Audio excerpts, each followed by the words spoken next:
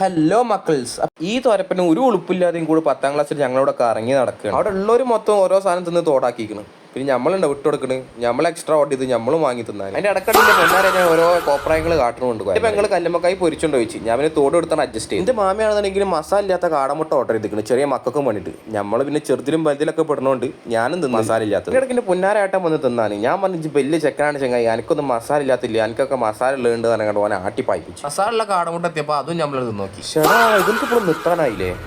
മസാല ഉള്ളത് തപ്പി നടന്ന ലാസ്റ്റ് എനിക്ക് മസാല ഉള്ളത് കിട്ടിയില്ല. മസാല ഇല്ലാത്തേക്ക് കൈയിട്ടപ്പോൾ ആ മാമ അവിടുന്ന് ഓനെ കൊണ്ടാട്ടി.